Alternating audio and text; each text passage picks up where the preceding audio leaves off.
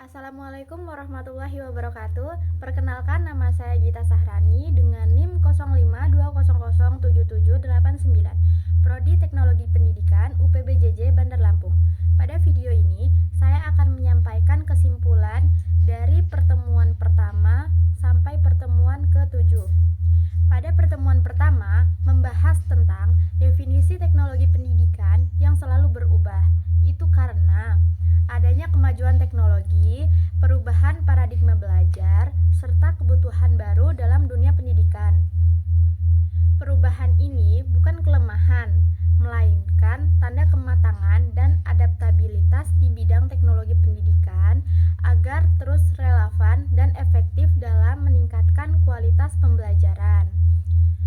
Pada pertemuan kedua, membahas tentang sistem pendidikan jarak jauh atau PJJ yang diimplementasikan karena adanya kebutuhan untuk memperluas akses pendidikan dan menyesuaikan diri dengan perkembangan zaman. Sistem ini tidak hanya memperluas kesempatan belajar bagi semua kalangan, tetapi bisa menjadi langkah strategis dalam menghadapi perubahan sosial dan kebutuhan pembelajaran sepanjang hayat. Pada pertemuan ketiga, membahas tentang berbagai variasi pendekatan pembelajaran pada PJJ, seperti online learning, e-learning, hybrid learning, cyber learning, virtual learning, dan mobile learning.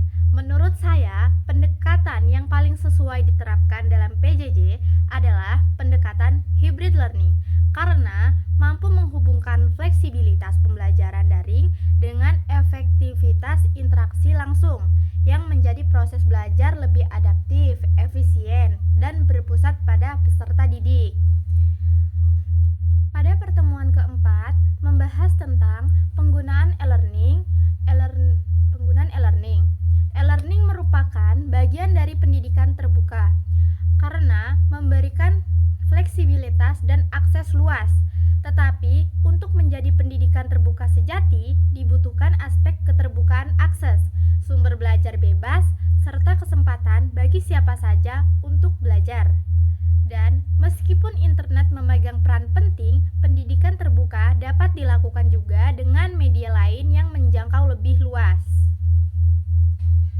Pada pertemuan kelima, membahas tentang PJJ yang dapat diterapkan pada SD, SMP, SMA, serta perguruan tinggi atau hanya dapat diterapkan pada satu jenjang tersebut.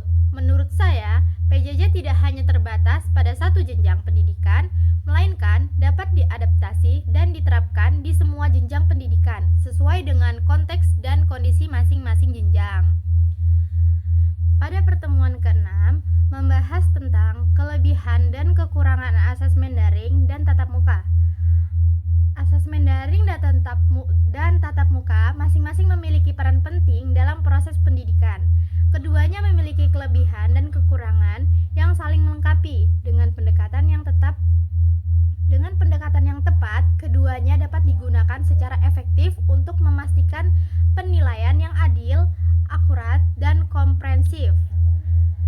Pada pertemuan ke-7, membahas tentang robot pintar. Robot pintar dapat mengambil alih sebagian tugas teknis dalam pembelajaran, tetapi tidak dapat menggantikan kedudukan guru sebagai pendidik yang memahami siswa secara menyeluruh.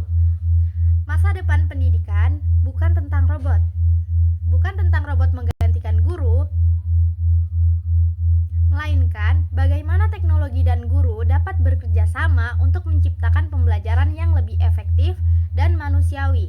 Oke, sekian kesimpulan materi dari sesi 1 sampai sesi 7. Saya akhiri. Wassalamualaikum warahmatullahi wabarakatuh.